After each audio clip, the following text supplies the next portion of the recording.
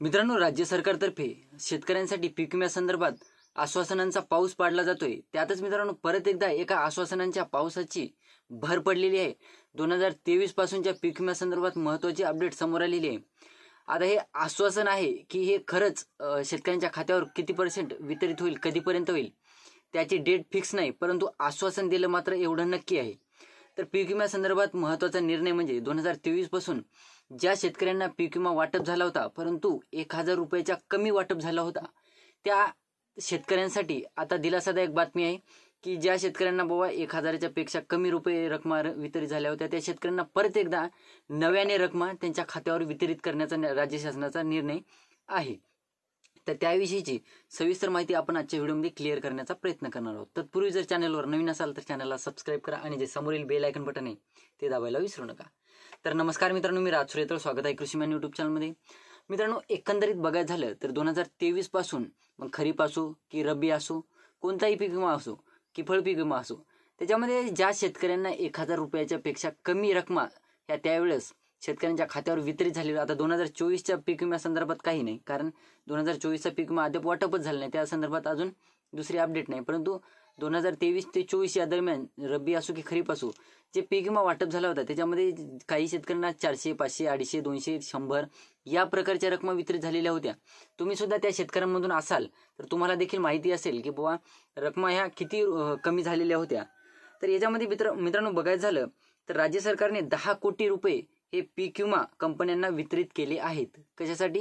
की तुम्ही जे शेतकऱ्यांना कमी रकमा वितरित केल्या होत्या त्यासाठी तुम्हाला परत एकदा रकमा देतो बा, आणि तुम्ही शेतकऱ्यांना 1000 पेक्षा कमी रकमा दिलेल्या शेतकऱ्यांच्या खात्यावर परत एकदा तुम्ही रकमा टाकून द्या। तर रब्बी 2023-24 याच्यामध्ये बघायचं झालं या हंगामात 4,74,12,000 रुपयांची गरज होती, मात्र राज्य सरकारकडे निधीच नव्हता आणि म्हणून शेतकऱ्यांना जे एक समज काढल्यासारखा पीक विमा दिला गेला होता, चल काहीतरी तुला रिचार्जला होतील म्हणून अशा प्रकारच्या रकमा शेतकऱ्यांना वितरित केल्या गेल्या। एक भीक विमा वितरित केल्यासारखं आपण नेहमीच म्हणतोय, त्या प्रकारे राज्य शासनातर्फे रकमा काही शेतकऱ्यांच्या खात्यावर वितरित झाल्या होत्या। तशा शेतकऱ्यांसाठी आता दिलासादायक बातमी आहे, म्हणजे की बाबा तुम्हाला परत एकदा आम्ही रकमा देऊ, तुम्हाला कमीत कमी 1000 रुपये आम्ही देण्याचा प्रयत्न करू, असं सरकारचं म्हणणं आहे। तर याच्यामध्ये बघायचं झालं मित्रांनो, राज्य सरकारने 2023 पासून ही रक्कम दिलेली नव्हती, तर 2 दिवसापूर्वी 2023च्या खरीप आणि 2024च्या रब्बी हंगामातील जवळपास 3,06,03 शेतकऱ्यांना 10 कोटी हे वितरित करण्यासाठी कंपनीकडे जमा करण्यात आलेले आहेत, वर्ग करण्यात आलेले आहेत। कसं व्हायलंय, राज्य शासन काय म्हणाले बाबा आम्ही कंपन्यांकडे निधी द्यायलो, आता आपल्याला एक्झॅक्ट माहीत नसतं की खरंच निधी कंपन्यांकडे पोहोचलाय का। राज्य सरकार म्हणत असते, राज्य सरकारचे मंत्रिमंडळ काय म्हणते की आम्ही कंपन्यांकडे पहिला हप्ता जमा केला, निधी जमा केला, परंतु कंपन्या काय म्हणतात आमच्याकडे हप्ताच पोहोचला नाही। मग हे एकमेकावर असं लोटत जातात, मग शेतकरी याच्यामध्ये दबला जातोय। तर याच्यामध्ये मित्रांनो 2023 आणि 24च्या रब्बी हंगामातील ज्या शेतकऱ्यांना रकमा वितरित झाल्या होत्या 1000 पेक्षा कमी, त्या 4,74,12,758 कोटी रुपये देणे अपेक्षित होते। म्हणजे खरं तर एवढे कोटी रुपये अपेक्षित होते, परंतु शेतकऱ्यांना काय मिळालं, शेतकऱ्यांना फक्त राज्य सरकारतर्फे 93,42,000 रुपये देण्यात आलेले होते। काही शेतकऱ्यांना चांगल्या रकमा मिळाल्या असतील त्यावेळेस, काही शेतकऱ्यांना समज काढली गेली।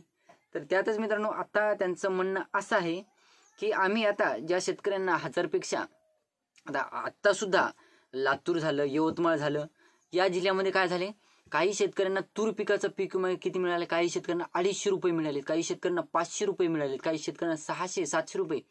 या पद्धतीनं पीक विमा कापसाचा असो, तुरीचा असो की सोयाबीनचा असो, काही शेतकरी एवढे संतापलेले आहेत, त्यांना जस्ट एक छोटासा आकडा म्हणजे 1000 पेक्षा कमीच रकमा त्यांच्या खात्यावर वितरित झालेला आहे।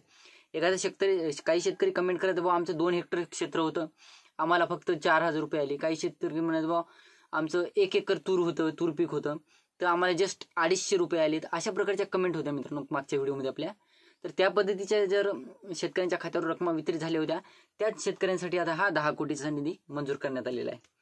तर याच्यामध्ये बघायचं झालं तर खरीप 2023 मध्ये 1000 रुपयांच्या आत भरपाई मिळालेल्या या शेतकऱ्यांना आता 2,13,529 शेतकऱ्यांना 21,35,29,000 रुपयांची नुकसान भरपाई निश्चित केली होती त्यावेळेस। परंतु यांनी काय केलं, 12,28,071,282 रुपयांची नुकसान भरपाई निश्चित केली होती। त्यामध्ये या 9,65,57,708 रुपये हे वितरित करण्यास राज्य शासनाने मंजुरी दिलेली आहे आणि त्या अंतर्गत एप्रिलच्या पहिल्या आठवड्यात या रकमासुद्धा या 2024च्या खरीप हंगामाच्या पीक विम्यासोबत या रकमासुद्धा शेतकऱ्यांच्या खात्यावर वितरित केल्या पाहिजे असं राज्य सरकारने कंपन्यांना आदेश दिलेले आहेत। परंतु हे आश्वासन आहे की जस्ट आदेश आहे की एक्झॅक्ट ह्या रकमा शेतकऱ्यांच्या खात्यावर वितरित होणार आहेत ते आता जेव्हा रकमा वितरित होतील तेव्हाच कळणार आहे की हे फक्त आश्वासन होतं, शेतकऱ्यांसाठी एक चॉकलेट होती की काय, असा देखील शेतकऱ्यांना प्रश्न पडेल।